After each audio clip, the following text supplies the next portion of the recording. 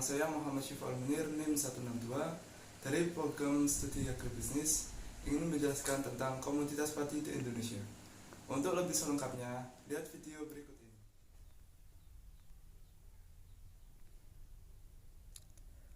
Padi merupakan salah satu tanaman budidaya terpenting dalam peradaban. Padi kurang lebih memiliki 25 spesies yang tersebar di daerah tropis dan subtropis, yang menjadikan padi sebagai sumber karbohidrat utama bagi mayoritas penduduk dunia.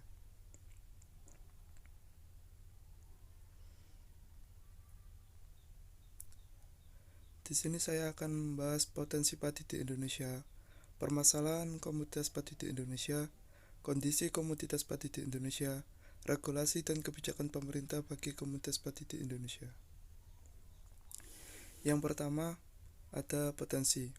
Indonesia masih memiliki potensi lahan yang cukup luas untuk pengembangan tanaman padi, yaitu sekitar 24,5 juta hektar lahan basah dan 76,3 juta hektar lahan kering. Padi merupakan komoditas tanaman pangan penghasil beras yang memegang peranan penting dalam kehidupan ekonomi Indonesia. Produktivitas rata-rata saat ini yaitu 4,5 ton per hektar. Untuk potensi hasil varietas unggul yang dilepas oleh pemerintah yaitu 6-9 ton per hektar, dan varietas unggul yang paling banyak ditanam oleh petani yaitu IR64 dengan produktivitas besar 6 ton per hektar.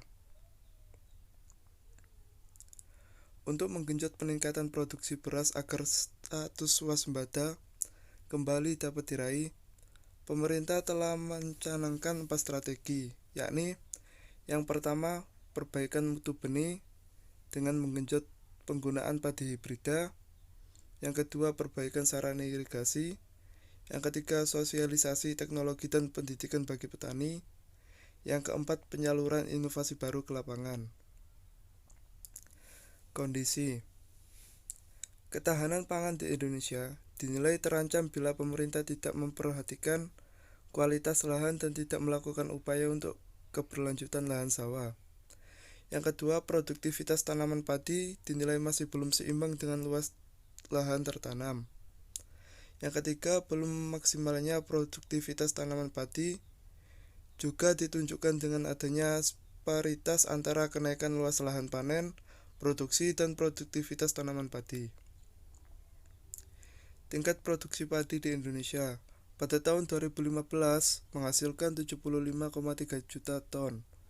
Tahun 2016 79,3 juta ton, tahun 2017 81,1 juta ton, dan tahun 2018 besar 83 juta ton. Kondisi jumlah penduduk Indonesia yaitu 262 juta jiwa dengan laju pertumbuhan penduduk sebesar 1,20 juta % per tahun. Apabila konsumen beras per kapita masih tetap yaitu sebesar 134 kg per tahun, maka kebutuhan beras pada tahun 2020 mencapai 35,1 juta ton atau setara dengan 65,9 juta ton gabah kering giling. Jika produksi padi tidak meningkat, berarti pada tahun 2020 akan terjadi kekurangan beras sebanyak 4,5 juta ton atau setara dengan 8,5 juta ton gabah kering giling. Solusi dan permasalahan.